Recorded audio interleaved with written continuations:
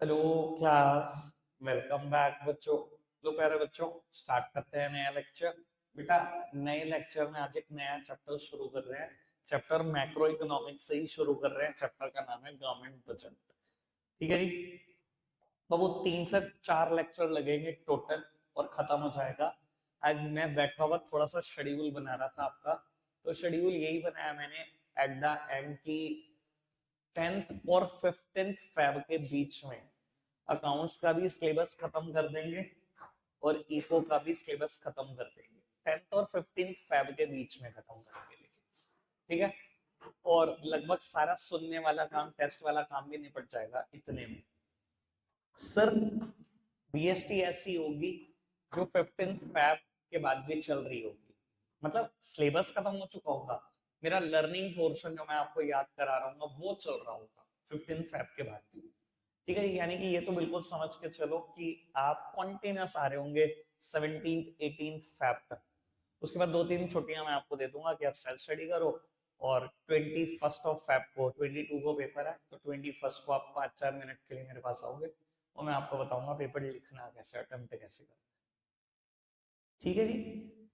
चलो खैर, श्री गणेश करते हैं नए चैप्टर का, नई यूनिट का। चैप्टर और यूनिट दोनों का नाम सेम है, गवर्नमेंट बजट। सिंगल चैप्टर है इस यूनिट में, जल्दी से खत्म हो जाएगा ये। तो पहले कुछ लिख देता हूँ, फिर उसकी चर्चा शुरू करते हैं।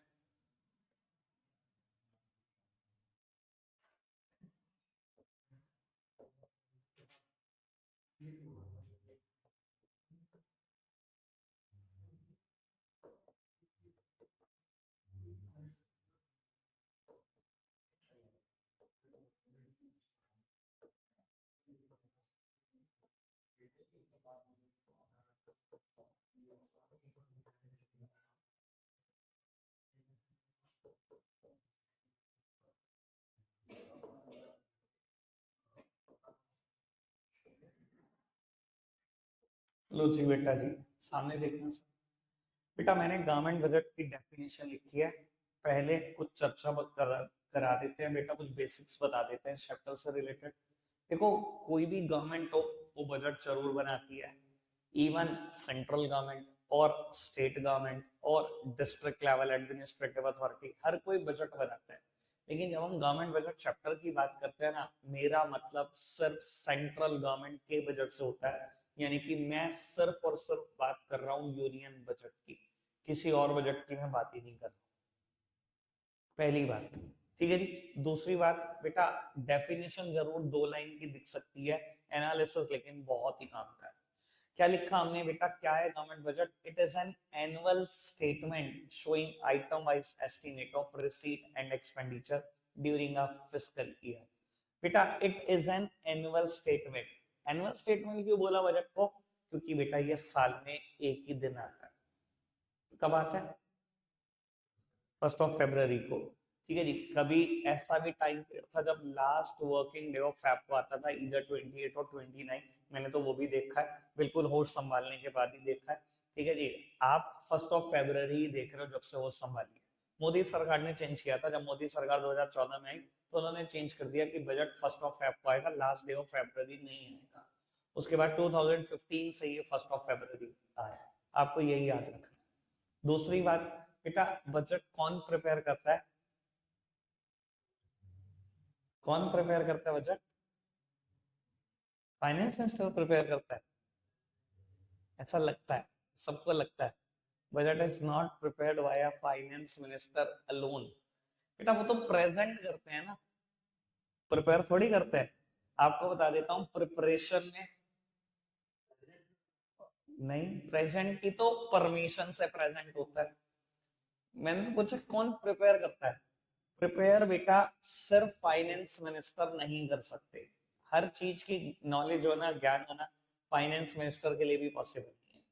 होता क्या होता है बेटा, बजट प्रिपरेशन में बहुत सारे लोग लगे होते हैं। फाइनेंस मिनिस्टर, हमारे देश के आईएएस ऑफिसर भी, ठीक है जी, कोई आईआरएस ऑफिसर्स भी, बहुत सारे लगे होते हैं। अब क्या होता है बेटा, जिस दिन बजट प्रिपरेशन स्टार्ट होती है, 1 फेब को प्रेजेंट होना है, मान लो बेटा अभी 20 दिसंबर हो चुकी है, मेरा अंदाजा ये है कि और 1-2 दिन में बेटा बजट प्रिपरेशन स्टार्ट होने वाली होगी या हो चुकी होगी। अब मैं आपको बता देता हूँ, जितने भी लोग बजट प्रिपरेशन में इन्वॉल्व होंगे हो ना, सबका उनकी फैमिली के साथ कनेक्शन तोड़ दिया जाएगा। ठीक है जी, सबका उनकी फैमिली के साथ कनेक्शन तोड़ दिया जाएगा। एक होटल में स्टे होगा या कहीं पर भी उनका स्टे होगा, बेटा बिल्कुल लॉकडाउन होंगे,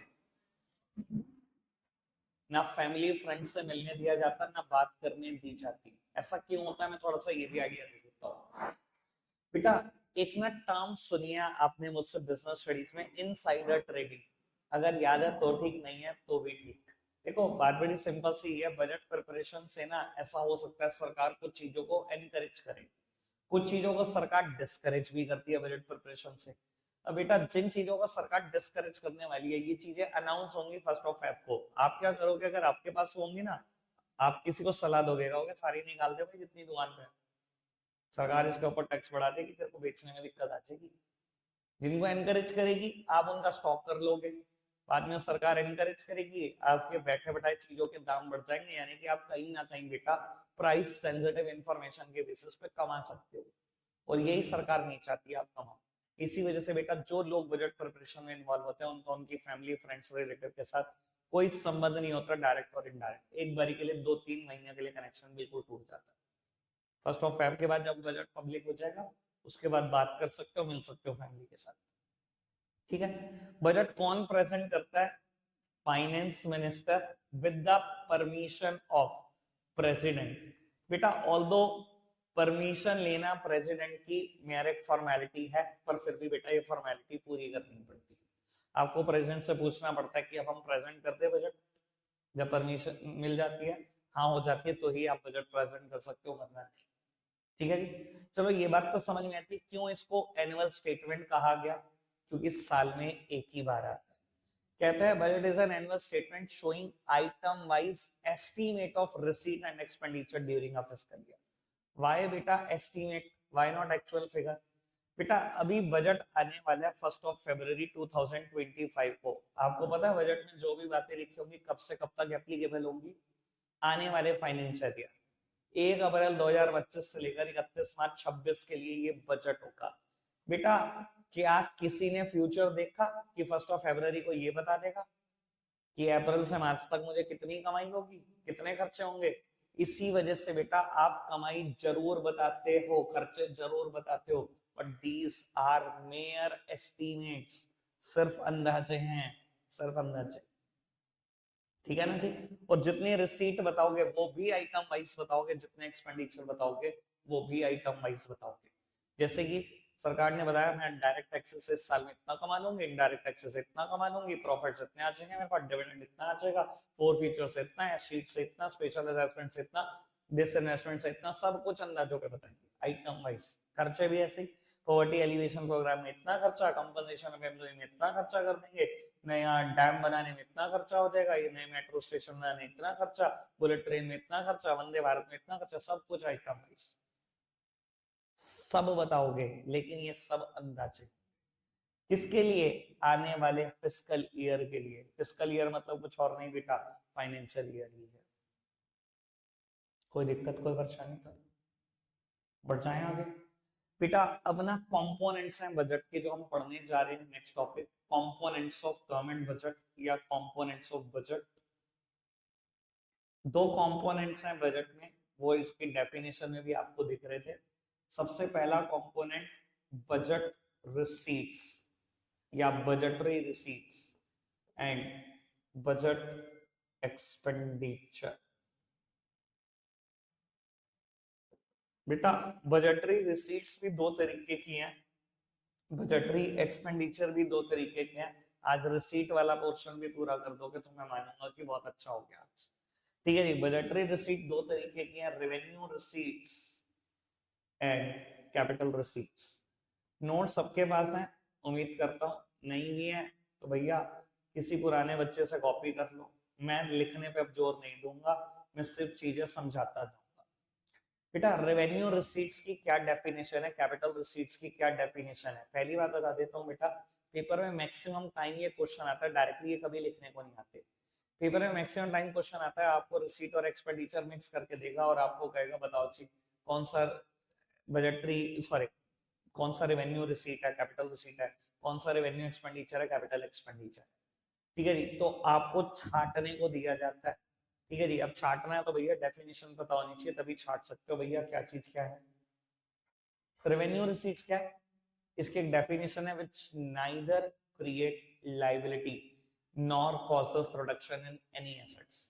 ना तो बेटा ये रिसीट सरकार की कोई लाइबिलिटी क्रिएट करती हैं, ना ही सरकार की कोई एसेट्स रिड्यूस हो जाने वाली है इससे। Neither creates liability nor causes reduction in any assets, ठीक है जी। कैपिटल रिसीट्स क्या होती है, which either creates liability or causes reduction in any assets। Definition समझ में आती है, मैं डेफिनेशन को बार बार प्रूव करूंगा बार बार, ठीक है जी। लेकिन बस एक दिन आज आज बस, ठीक है, बाकी कोई डिस्कशन नहीं होगा। रेवेन्यू रिसीट्स बेटा फर्दर दो तरीके की हैं, tax revenue receipts and non tax revenue receipts. या तो टैक्स रेवेन्यू रिसीट्स है या नॉन टैक्स रेवेन्यू रिसीट्स है। और टैक्स फिर फर्दर दो तरीके के हैं, direct taxes and indirect taxes. Paper में बेटा मस्ट कम क्वेश्चन होता है, अब तो खैर अरसा हो गया नहीं आया, पर कभी कभी मस्ट कम क्वेश्चन था, difference between direct taxes and indirect taxes. क्या फर्क होता है डायरेक्ट टैक्सेस और इनडायरेक्ट टैक्सेस में। सबसे पहले एग्जांपल से शुरुआत करता हूं बेटा। सबसे बेस्ट एग्जांपल इंडिया में डायरेक्ट टैक्स का सिर्फ एक ही है, इनकम टैक्स। अब बोलने के लिए भैया लोग बोल देते हैं वेल्थ टैक्स, भैया 31 मार्च 2013 में खत्म हो गया, बोलते रहो 11 साल तो खत्म हुए भी हो गए, तुम्हें अगर अभी भी बोलना है तो भैया बोल सकते हो। कुछ लोग बोलते हैं, आपकी बुक पे लिखती है कॉर्पोरेट टैक्स, डिविडेंड टैक्स। भाई कंपनी के ऊपर जो इनकम टैक्स लगता है उसको कॉर्पोरेट टैक्स बोलते हैं, है तो टैक्स इनकम टैक्स ही। जो डिविडेंड के ऊपर इनकम टैक्स लगता है उसे बोलते हैं सीडीटी या डीडीटी, कॉर्पोरेट डिविडेंड टैक्स या डिविडेंड डिस्ट्रीब्यूशन टैक्स। यानी कि बोलने के लिए तो एग्जांपल बताएंगे चार है जी, इनकम टैक्स है, वेल्थ टैक्स है, कॉर्पोरेशन टैक्स है, या कॉर्पोरेट टैक्स है, और डिविडेंड डिस्ट्रीब्यूशन टैक्स है। भैया सब एक ही है, इनकम ही टैक्स है। वेल्थ टैक्स खत्म हो गया और कंपनी के ऊपर लगने वाला इनकम टैक्स कॉर्पोरेट टैक्स है, डिविडेंड के ऊपर लगने वाला income tax dividend distribution tax है। एग्जांपल एक ही है इंडिया में डायरेक्ट टैक्स का, इनकम टैक्स, ठीक है जी।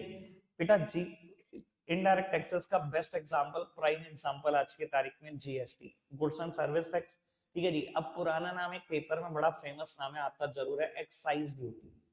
कब खत्म हो गया था, जब जीएसटी आया था, एक्साइज ड्यूटी खत्म हो गया था, सर्विस टैक्स खत्म हो गया था, वैट खत्म हो गया था, ये सब इनडायरेक्ट टैक्स थे। आज की तारीख में दो ही बड़े एक्टिव टैक्स लगते हैं मुझे, एक जीएसटी और एक कस्टम्स, कस्टम ड्यूटी। वैसे आपकी नॉलेज के लिए भी बता देता हूं, पेट्रोल अभी भी जीएसटी के परव्यू में नहीं है। जीएसटी में 5 प्रोडक्ट नहीं लिए सरकार ने, लिकर नहीं लिया, पेट्रोल नहीं लिया, डीजल नहीं लिया, एविएशन टर्बाइन फ्यूल नहीं लिया जिससे एरोप्लेन उड़ते हैं। बेटा अभी भी उनके ऊपर वैट और एक्साइज लगता है, लेकिन वो प्रोडक्ट बिल्कुल सीमित है, सिर्फ 5 प्रोडक्ट है, ठीक है जी। बेस्ट एग्जांपल तो जीएसटी और कस्टम ड्यूटी ही है, ठीक है जी। वैट मतलब वैल्यू एडिशन टैक्स, नाम सुना होगा आपने कभी ना कभी, और एक्साइज ड्यूटी इंडिया में मैन्युफैक्चरिंग करने पर लगती है, कोई भी चीज मैन्युफैक्चर करोगे तो उसमें एक्साइज देनी पड़ती है। तो ये एग्जांपल है बेटा इनडायरेक्ट टैक्सेस, ठीक है। मैंने एक बेसिस अभी बताया, इन दोनों के डिफरेंस में एग्जांपल, ठीक है जी। सबसे पहले एग्जांपल ही क्यों बताया, क्योंकि बेटा मुझे पूरा का पूरा सिस्टम समझाना है इनका एग्जांपल का यूज करके। आओ जी बेटा, क्या होते हैं डायरेक्ट टैक्सेस। डायरेक्ट टैक्सेस क्या होते हैं बेटा, जिनका बर्डन शिफ्ट नहीं किया जा सकता, they are levied and paid by the same person, levied and paid by the same person. बेटा डायरेक्ट टैक्सेस वो टैक्सेस होते हैं जिसके ऊपर लेवाए हो रहे हैं, जिसके ऊपर लग रहे हैं, पे भी उसी को करना है, इसका बर्डन आप शिफ्ट नहीं कर सकते दूसरों के ऊपर। मान लो बेटा मैं साल के 10 लाख रुपए कमा रहा हूँ और मेरी 10 लाख की कमाई पर इनकम टैक्स है 1.5 लाख। मैं ये नहीं कह सकता बच्चों मैं आपके थ्रू ही कमा रहा हूँ, आप एक काम करो मेरे बेयाब पर मेरा 1.5 लाख भी टैक्स पे कर दो। मैं कमा रहा हूँ ना, इनकम कमा रहा हूँ ना, मुझे इनकम टैक्स देना पड़ेगा अपनी इसी इनकम में से 10 लाख में से। मैं 10 लाख में से 1.5 लाख सरकार को दूंगा, मेरे पास नेट डिस्पोजेबल इनकम, मेरे खर्चने के लिए इनकम बचेगी 8.5 लाख। इसका बर्डन शिफ्ट नहीं किया जा सकता किसी भी दूसरे पर। समझ आती है बात। बेटा इनडायरेक्ट टैक्सेस क्या होते हैं, levy on one paid by another. बेटा लगते किसी और के ऊपर है, पे कोई और करता है, यानी कि इसका बर्डन शिफ्ट किया जा सकता है। इनडायरेक्ट टैक्सेस वो टैक्सेस होते हैं जिनका बर्डन शिफ्ट किया जा सकता है दूसरों के ऊपर। जैसे कि बेस्ट एग्जांपल मैंने जीएसटी का दिया। बेटा आज आप कोई रेस्टोरेंट में खाना खाने जाते हो, लेट्स सपोज हॉट ब्रेड्स, ठीक है जी, आपने खाना खाया, पूरी फैमिली ने खाना खाया, बिल आया 1000। आपने देखा जब उस पर्सन ने बिल दिया तो उसने नीचे लिखा हुआ है sale price of product dash dash dash, जितने भी प्रोडक्ट आपने ऑर्डर करे 1000 plus GST at the rate 5%, और आपसे पैसे मांग रहे हैं 1050 रुपए। भाई एक बात बताओ, जीएसटी किसको देना था? हॉट ब्रेड्स को देना था। किससे चार्ज कर रहा है? आपसे निकलवा रहा है। आपको नहीं लगता वो अपना बर्डन आपके ऊपर शिफ्ट कर रहा है? बर्डन तो उसका है पे करने का। बेटा जीएसटी को इनडायरेक्ट टैक्स इसी वजह से कहा जाता है। जिन टैक्सेस का बर्डन आप दूसरों के ऊपर शिफ्ट कर सकते हो, दूसरों के ऊपर टैक्स का बर्डन डाल सकते हो, उन्हें हम इनडायरेक्ट टैक्स की कैटेगरी में रखते हैं। कोई दिक्कत, कोई परेशानी अभी तक इस पर? बिल्कुल अच्छे से क्लियर। आगे बढ़ जाए। बेटा डायरेक्ट टैक्सेस हमेशा लगाए होते हैं एंटिटीज के ऊपर, just like individuals, partnership firm, companies. लग किसके ऊपर है? एंटिटी के ऊपर लग रहे हैं, इंसानों के ऊपर, चाहे आर्टिफिशियल पर्सन है चाहे पर्सन, उनके ऊपर लग रहे हैं। जबकि इनडायरेक्ट टैक्सेस का इंसानों से कोई वास्ता नहीं है, एंटिटीज से कोई वास्ता नहीं है, ये गुड्स और सर्विस के ऊपर लग रहे हैं, जो खरीदेगा वो टैक्स देगा। ये एंटिटी से इसका कोई वास्ता नहीं है, ये गुड्स और सर्विस पे लगते हैं, ये एंटिटीज के ऊपर लगते हैं। ठीक है जी। तीसरी बात, बेटा direct taxes are progressive in nature and indirect taxes are proportional in nature. ये क्या बात हुई? डायरेक्ट टैक्सेस प्रोग्रेसिव है और इनडायरेक्ट टैक्सेस प्रोपोर्शनल है। बेटा डायरेक्ट टैक्सेस को प्रोग्रेसिव क्यों कहा गया? क्योंकि बेटा इंडिया में ना, अगर आप 5 लाख तक की इनकम कमा रहे हो कोई टैक्स नहीं है, 5 लाख से 10 लाख के बीच में इनकम कमा रहे हो 20% टैक्स है, 10 लाख से ऊपर कमा रहे हो 30% टैक्स है। तो मैं कहता हूँ कोई आदमी 40,000 रुपए महीना कमा रहा है, मतलब साल के 480, पहली कैटेगरी में ही आ गया, क्या कोई टैक्स जाएगा आपका जेब से? कुछ नहीं। और मैं कहता हूँ आप 7 लाख रुपए कमा रहे हो, शुरू के 5 लाख पे कोई टैक्स नहीं, अगले 2 लाख पे 20% यानी कि 40,000। 7 लाख की इनकम कमा रहे हो, 40,000 जेब से चले गए, 6-60 रह गए। अगर आप कमा रहे हो 12 लाख तो शुरू के 5 पे कुछ नहीं, अगले 5 पे 20% यानी कि 1 लाख, बच्चे पे 2 लाख पे 30% यानी कि 60,000। कितना टैक्स गया जेब से? 1,60,000। दिख रहे हो क्यों प्रोग्रेसिव बोल रहे हैं? जैसे जैसे आप इनकम में तरक्की कर रहे हो, प्रोग्रेस कर रहे हो, वैसे वैसे टैक्स बढ़ रहा है, ऐसे ही नहीं टैक्स बढ़ रहा। 40,000 ही ताउम्र कमाते रहोगे, कोई टैक्स नहीं दोगे ताउम्र, पूरी जिंदगी कोई टैक्स नहीं रहेगा। समझ में आती है बात? कोई दिक्कत, कोई परेशानी तो नहीं? क्यों प्रोग्रेसिव कहा गया? इनडायरेक्ट टैक्सेस को प्रोपोर्शनल क्यों कहा गया? बेटा इनडायरेक्ट टैक्सेस ना अमीर और गरीब का फर्क नहीं करते। आज मैं कहता हूँ एक गरीब आदमी है, उसको भूख लग रही थी, उसने ब्रेड बाय कर ली, अच्छा जी, खाने पीने की चीजों पे 5% टैक्स है, भैया 5% टैक्स उसने भी दे दिया। एक अमीर आदमी है, उसके घर फैमिली बड़ी है, उसके घर में कुछ गेस्ट भी आए हुए हैं, उसने 3 ब्रेड बाय कर दी, टैक्स उसने भी दिया। ये अमीर और गरीब का फर्क नहीं करते इनडायरेक्ट टैक्सेस, जबकि वो डायरेक्ट टैक्सेस करते हैं। क्लियर है जी बात? 4 बेसिस पे मैंने डिफरेंस बताने की कोशिश करी। पहला meaning, levy and paid by the same person, levy on one paid by another. इसी को कुछ लोग कहते हैं बर्डन शिफ्ट नहीं किया जा सकता, बर्डन शिफ्ट किया जा सकता है। ठीक है जी। सेकंड बेसिस, पहला बेसिस मीनिंग यूज करा, दूसरा लेवाइड ऑन। बेटा direct taxes are levied on the individuals, partnership firms, companies and other entities, entities के ऊपर लगते हैं। जबकि indirect taxes are levied on the goods and services. तीसरा basis nature, progressive in nature, proportional in nature. चौथा basis example, income tax, GST, custom, blah blah. Done? सारे taxes समझ में आए? अब एक बात बता देता हूँ बेटा, ये जो जितने भी टैक्सेस थे, रेवेन्यू और रिसीट का एग्जांपल थे। एक बात बताओ, सरकार की जेब में ये दोनों टैक्सेस और रेवेन्यू गया, क्या ये सरकार की कोई लायबिलिटी क्रिएट करता है? या सरकार की कोई एसेट रिड्यूस कर देता है?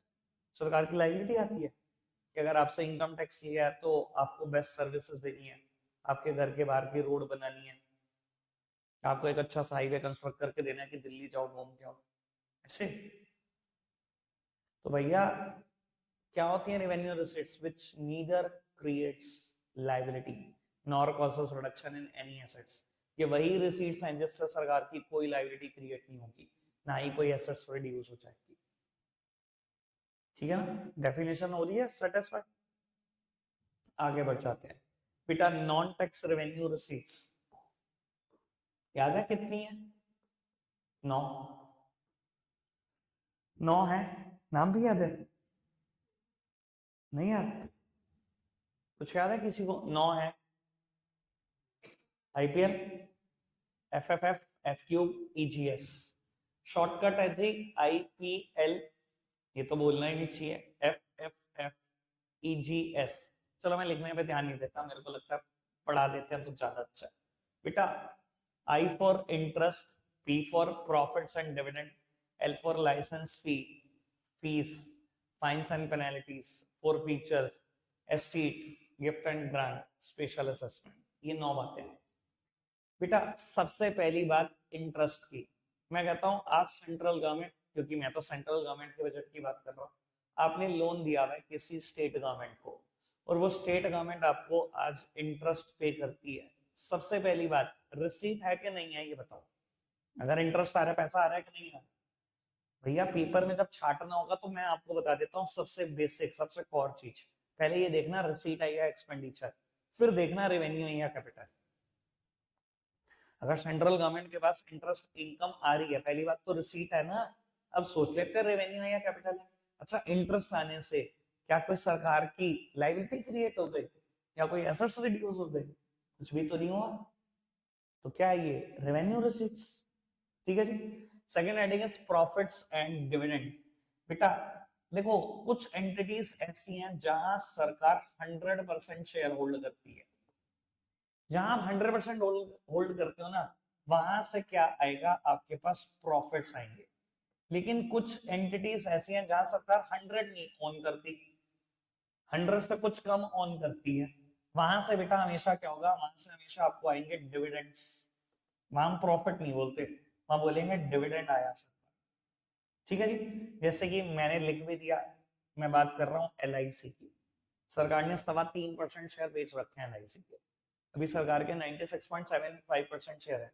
100 तो नहीं है, तो जितना कमाया सारा आपका तो नहीं है, सबको डिविडेंड ही मिलेगा। मेरे पास भी एलआईसी के शेयर है। अगर एलआईसी कमाएगा और बांटेगा तो सरकार को भी डिविडेंड मिलेगा, मुझे भी तो डिविडेंड ही मिलेगा। प्रॉफिट नहीं कह सकते ना, 100 का 100 आपका होगा तो कहेंगे प्रॉफिट है।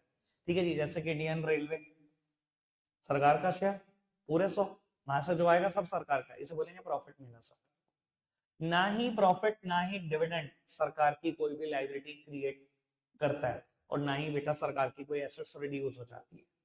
तो ये रेवेन्यू रिसीट्स का ही पार्ट है। ठीक है। Interest done, profit done, licence fee. बेटा ये क्या लाइसेंस फी? बाबू सरकार ना अलग अलग चीजों के लाइसेंस इशू करती है, इसके बदले में सरकार को अलग अलग फी मिलती रहती है। जैसे कि बेटा गन का लाइसेंस दे देना, जैसे कि ऑल इंडिया परमिट दे देना। कई बार आप कमर्शियल व्हीकल देखते हो बेटा, कोई ट्रक है उसके ऊपर लिखा हुआ है, जैसे स्टैंप लगती है ना, गोल सा टप्पा लगा होता है, ऑल इंडिया परमिट। ठीक है ना जी। ये ऑल इंडिया परमिट लेने के लिए बेटा आपको सरकार को ना टैक्स जमा कराना पड़ता है, फीस बोलते हैं लाइसेंस फी। या गन का लाइसेंस लेना हो, आपको एक नॉमिनल सी फीस जमा करानी पड़ती है। बेटा ये गवर्नमेंट ऑफ इंडिया की जेब में जाएगी, इसके बदले में सरकार की कोई लायबिलिटी नहीं है, कोई भी एसेट रिड्यूस नहीं होगी सरकार की। तो ये रेवेन्यू रिसीट का पार्ट है। ठीक है। ऑल्दो आप चाहो तो फीस और लाइसेंस फीस एक ही हेडिंग बना सकते हो। ठीक है जी। पर चलो बुक में अलग बना रखी है तो मैं अलग की ही बात करता हूँ। इस फीस में फिर क्या लिखोगे? अगर लाइसेंस फी में गन और ऑल इंडिया परमिट लिख दिया, तो यहाँ बेटा आप बात कर सकते हो कोर्ट फी की, या बेटा रजिस्ट्रेशन चार्जेस की। बेटा आप कोई व्हीकल रजिस्टर कराते हो तो उसकी आरसी इशू होती है आपको, आरसी इशू होती है। आप कभी भी देख लेना, आप कोई व्हीकल की बात करने जाओगे, ठीक है ना जी, तो आप पता कर लेना कि एक्स शोरूम प्राइस कितना है। एक्स शोरूम प्राइस ये है, उसके बाद आरसी के चार्जेस इतने हैं सर, इंश्योरेंस के पैसे इतने हैं, एंटी पॉल्यूटिंग सर्टिफिकेट बनाने के पैसे इतने हैं। अब टोटल कर लो तो आपको पता लगता है मुझे क्या प्राइस पड़ेगा व्हीकल का। आरसी के पैसे देते हो ना सरकार को अलग से, इसके बदले में तो आती है आरसी, रजिस्ट्रेशन सर्टिफिकेट आपका, लेकिन उसके लिए आपने पे किया हुआ है, ये वैसे सरकार की जेब में जा रहे हैं। या कोर्ट में अगर आपको केस लड़ना हो तो बेटा उसकी एक बहुत नॉमिनल सी फीस है, ठीक है जी, वो भी सरकार की जेब में जाती है, बदले में सरकार की कोई लाइबिलिटी क्रिएट नहीं हुई, ना ही कोई एसेट्स रिड्यूस हुई, ठीक है जी। फाइन्स एंड पेनल्टीज, बेटा इंडिया में आप कोई भी लॉ का कॉन्ट्रावेंशन करते हो, किसी भी कानून को तोड़ते हो, तो आपके ऊपर फाइन्स और पेनल्टीज गवर्नमेंट ऑफ इंडिया लगाती है। Apart from the criminal punishment, civil punishment भी बहुत सारी है ना भैया। ट्रैफिक चलान बेस्ट एग्जांपल हो सकता है, और बहुत एग्जांपल है, ठीक है ना। आप देखते हो सेंट्रल गवर्नमेंट का आपने कोई लॉ तोड़ दिया जो गवर्नमेंट ऑफ इंडिया ने बनाया था, ठीक है जी, भैया लोगों को जेल भी हो जाती है, साथ ही साथ पैसों की भी पेनल्टी लगाई जाती है उनके ऊपर, ठीक है ना जी। बहुत एग्जांपल है इस चीज के, ठीक है ना, किसी भी केस में पढ़कर देखिए ना, क्रिमिनल पनिशमेंट के साथ साथ सिविल पनिशमेंट, पैसों की भी पनिशमेंट लगती है। अब भैया सरकार की इसके बदले में कोई लाइबिलिटी नहीं है, सरकार जहां मर्जी उस पैसे को इस्तेमाल करे, पूरी फ्री है सरकार। बढ़ जाए आगे। उसके बाद आता है बेटा फोर फीचर। फोर फीचर का मतलब होता है बेटा जब्त कर लेना, ठीक है जी। ये बात तो पता ही होगी, जब हमने इशू ऑफ शेयर चैप्टर पढ़ा तो फोर फीचर कितनी बात पड़ी, तो मतलब तो पता ही है हमें, जब्त कर लिया भैया। बेटा ये जब्त कैसे कर लेती है सरकार, भाई वैसे तो मैं 2-3 एग्जांपल दे सकता हूँ इस चीज के, बेटा चलो मैं एक एग्जांपल देता हूँ आपको।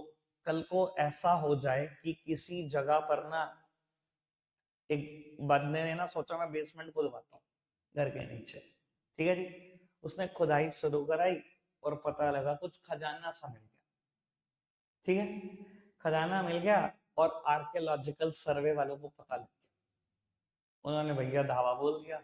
ऐसी चीजें रुकती नहीं है वैसे, इसलिए पब्लिक के सामने आ जाती है, उन्होंने धावा बोल दिया, उन्होंने खजाना पकड़ लिया।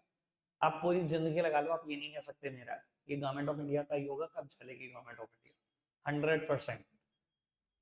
आपने लॉ नहीं पढ़ा हुआ ना, मैं बता रहा हूँ, गवर्नमेंट ऑफ इंडिया कब जाएगी, सारा गवर्नमेंट ऑफ इंडिया ले जाएगी, कुछ नहीं मिलने का आपको, जो उनके आने से पहले साफ कर लिया होगा वो बस कर लिया होगा, उसके बाद कुछ नहीं। तो ये जब्ती तो कर लिया सरकार ने, कोई लाइबिलिटी नहीं है इसके बदले में सरकार की, ना ही कोई एसेट्स रिड्यूस हो जाएगी। और फॉरफीचर का सिर्फ एक एग्जांपल ये नहीं है, और भी एग्जांपल हो सकते हैं। मैं कहता हूँ गवर्नमेंट ऑफ इंडिया का ना कोई हिसाब किताब बकाया है या किसी पर्सन के ऊपर, मान लो विजय माल्या के ऊपर, ठीक है, और आपने केस कर दिया, ठीक है, और केस कर दिया कुछ सीआर का, मान लो 400-500 करोड़ का, ठीक है। अब केस कर दिया, उनके पास नोटिस पहुंच गया 400-500 करोड़ जमा करा, उन्होंने क्या करा, केस लड़ना शुरू कर दिया। लेकिन गवर्नमेंट ऑफ इंडिया, लेकिन जो हमारी कोर्ट है वो क्या करती है, कोर्ट बहुत पक्की है, कोर्ट कहती है केस आप तभी लड़ सकते हो, या तो 400-500 करोड़ रुपए सीधा दे दो सरकार को, केस लड़ना चाहते हो सरकार के खिलाफ इस अमाउंट में, तो आप एक काम करो 25% की एफडी जमा करा दो कोर्ट के नाम। उन्होंने क्या किया, सरकार के नाम 25, कोर्ट के नाम 25% की एफडी जमा करा दी। केस अगर विजय माल्या जी जीत गए तो आपके पैसे पूरे वापस विद इंटरेस्ट, ठीक है जी। केस अगर आप हार गए, ये पैसे सरकार को मिल जाएंगे, ठीक है जी। मान लो 100 करोड़ की आपने एफडी बनवाई और इंटरेस्ट लग लग के ये 150 करोड़ तक पहुंच गए, तो 150 करोड़ रुपए सरकार की लाइबिलिटी में से घटा दो, ठीक है जी, बाकी 250 करोड़ और दे दो, ये है तरीका, ठीक है। 400 करोड़ का टोटल केस हुआ, 25% की एफडी बना के देनी होती है आपको कोर्ट के नाम, आपने 100 करोड़ की एफडी बना के दी है, जीत जाओ विद इंटरेस्ट पैसा ले जाओ, हार जाओ 400 करोड़ में से जो अमाउंट है इसे डिडक्ट कर दो, बाकी पैसा सरकार को दे दो, ये सिस्टम, ठीक है। अब केस की हियरिंग हुई, ठीक है जी, आपने एफडी बनवा के दे दी 100 करोड़ की, पहली हियरिंग हुई, आए आप शरीफों की तरह, सुनवाई चलती है, ठीक है जी। 10-12 हियरिंग के बाद जब आपको लगा कि यार ये हाथ से निकल जाएगा या कुछ और हो जाएगा या और नुकसान हो सकता है या इन्होंने बहुत लपेट लिया मुझे, अब देश छोड़ के भाग गए, ठीक है। अब बार बार सरकार नोटिस भेजी है, बार बार कोर्ट सम्मन भेज रही है, पर आप ट्रेस नहीं हो रहे, आ नहीं रहे कोर्ट के सामने, कोर्ट के सामने प्रेजेंट नहीं हो रहे, इस पैसे का क्या होगा, सारा पैसा सरकार को दे दिया जाएगा, सरकार जब्त कर लेगी, इसके बदले में सरकार की कोई लाइबिलिटी नहीं है, कोई एसेट्स रिड्यूस नहीं। क्लियर है जी फॉर फ्यूचर। उसके बाद है बेटा एक term S sheets. S sheets क्या होता है बेटा, एसीड्स होता है, कई बार बेटा एक पर्सन मर जाता है, पीछे उसके कोई लीगल हायर नहीं है, दूर दूर तक कोई फैमिली फ्रेंड रिलेटिव नहीं है, भैया सारा पैसा सरकार जो छोड़ गया, ठीक है। और जाने अनजाने में बेटा बहुत पैसा सरकार की जेब में जाता है शीट्स के नाम का। तो एक आदमी था, 6 बैंक अकाउंट थे, अलग अलग जगह पे खोले हुए थे, फैमिली को 4-5 के बारे में खबर थी, एक के बारे में खबर नहीं थी, चला गया वो। 7 साल तक अगर आप अपने अकाउंट को ऑपरेट नहीं करते, 3 महीने बाद ही अकाउंट इनऑपरेटिव हो जाता है, ठीक है, 3 महीने बाद ही अकाउंट इनऑपरेटिव कैटेगरी में चला जाता है बैंक के पास। 3 महीने तक अगर आपने कोई ट्रांजेक्शन नहीं करी ना, उसके बाद क्या होगा, जब आप जाओगे आपको कहेंगे सर दोबारा पैन कार्ड आधार कार्ड जमा कर दो और अपने लेटेस्ट साइन कर दो, तो आपका अकाउंट दोबारा क्या कर देते हैं, चलो दोबारा एक्टिव कर दिए। लेकिन अगर मैं कहूँ 3 महीने बाद इनऑपरेटिव हो जाता है और आप 7 साल तक गए नहीं, 7 साल का जितना उस अकाउंट में बैलेंस है सारा सेंट्रल गवर्नमेंट को थमा दिया जाता है, एशीट्स मान लिया जाता है, कोई लीगल है नहीं है, दूर दूर तक आपका 7 साल तक ही नहीं आया, ठीक है। Okay, gifts and grants, gifts and grants बेटा, अगर मैं कहूँ कोई इंटरनेशनल बॉडी ने आपको गिफ्ट दिया, हमारे देश की सेंट्रल गवर्नमेंट को, या किसी और कंट्री ने, किसी और कंट्री की गवर्नमेंट ने कोई गिफ्ट दिया, कोई ग्रांट दी, इसके बदले में कोई लायबिलिटी आएगी? गिफ्ट की भी कोई लायबिलिटी होती है? नाम ही गिफ्ट है, कोई लायबिलिटी नहीं है, कोई एसेट्स रिड्यूस नहीं हो रही, तो भैया ये कौन सी कैटेगरी है? रेवेन्यू रिसीट्स की कैटेगरी है, ठीक है जी। स्पेशल असेसमेंट, ऑल्दो कोई प्रैक्टिकल एग्जांपल आपको देखने को नहीं मिलेगा, पर मैं बता देता हूँ क्या एग्जांपल है बेटा। कई बार ना सरकार बहुत ज्यादा डेवलपमेंट करती है किसी एरिया की, और उस डेवलपमेंट का फायदा ना आम सिटीजन्स को बहुत होता है, तो सरकार कह देती है कि हमें इतने इतने पैसे आपसे चाहिए, जिसके बदले में सरकार की कोई लायबिलिटी नहीं है। जैसे कि मैं एक बात बोलता हूँ, मान लो कोई पर्टिकुलर लोकेशन सरकार ने दिल्ली में आइडेंटिफाई करी और वहां मेट्रो स्टेशन बना दिया, जैसे ही मेट्रो स्टेशन बना, नीचे की जितनी दुकानें थी भैया सबके रेट डबल ट्रिपल 10-10 गुने हो गए, क्योंकि क्या क्या होगा, सीढ़ियां उतर रही हैं, उतरते ही पहली दुकान आपकी है, और कन्फेक्शनरी बेच रहे हो, भैया रेट तो बढ़ेंगे बढ़ेंगे। या फास्ट फूड बेच रहे हो, सारी दुनिया आपका ही फास्ट फूड खा रही है, तो भैया आपकी दुकानों के दाम 2 गुने 4 गुने 10 गुने होते हैं। सरकार क्या करती है, उन सारी आसपास की दुकानों से कहती है चार्जेस, एक कुछ भी डेवलपमेंट एक्सपेंडिचर के नाम का कुछ एक्स अमाउंट आपसे मांग लेती है कि हमने डेवलपमेंट करी, उसका फायदा आपको हुआ, एक एक्स अमाउंट हमें दे दो। इसे बोलते हैं स्पेशल असेसमेंट। ऑल्दो इंडिया में ऐसा कोई एग्जांपल नहीं है, गवर्नमेंट ऑफ इंडिया ने एक रुपया नहीं किया ऐसा। समझ में आती है क्या स्पेशल असेसमेंट? तो अभी मेरे से सिर्फ रेवेन्यू रिसीट्स ही खत्म हुए, अभी तो कैपिटल तक भी नहीं पहुंचा, ठीक है। कोई नहीं, रखता है आज के लिए इतना ही है प्यारे बच्चों, बाय।